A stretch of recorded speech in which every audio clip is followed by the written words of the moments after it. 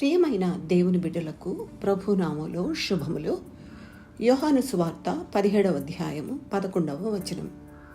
పరిశుద్ధుడవైన తండ్రి, మనము ఏకమయ్యున్నలాగున వారును ఏకమయ్యుండునట్లు నీవు నాకు అనుగ్రహించిన నీ నామమందు వారిని కాపాడుము అంటున్నారు ప్రభు.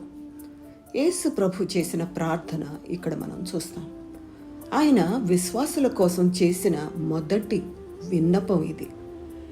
నీ నామమందు వారిని కాపాడుము అంటున్నాడు. 15వ వచనంలోనైతే దుష్టుని నుండి వారిని కాపాడుము అని ప్రార్థిస్తున్నాడు.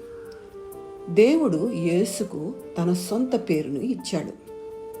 5వ అధ్యాయం 26 నుంచి 27 వచనంలో తండ్రి ఎలాగూ తనంతట తానే జీవము గలవాడై ఉన్నాడో అలాగే కుమారుడును తనంతట తానే జీవము గలవాడై ఉండుటకు కుమారునికి అధికారము అనుగ్రహించెను అని చూస్తాం. దేవుడు తన స్వభావం, అధికారం, ప్రభావం యేసుక్రీస్తు యొక్క మానవ దేహంలో ఉండేలా దయచేశాడు.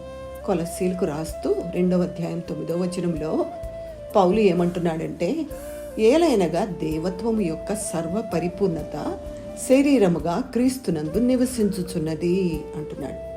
క్రీస్తు ప్రభు ఏకైక నిజ దేవుని స్వరూపం. ఆయనే విశ్వాన్ని సృష్టించినవాడు, ఆయనే లోక రక్షకుడు, ఆయనే ప్రభు. నీ నామమందు వారిని కాపాడుము అని యేసు ప్రభు దేవునితో మొరపెడుతున్నాడు.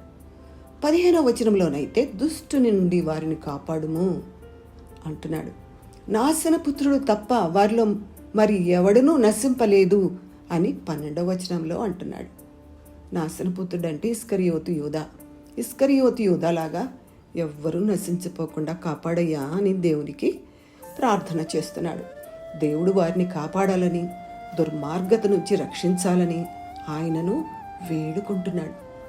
మనం చూసాం కదా, ఆయన పరిపూర్ణంగా రక్షించగలడు, శాశ్వతంగా రక్షించగలడు.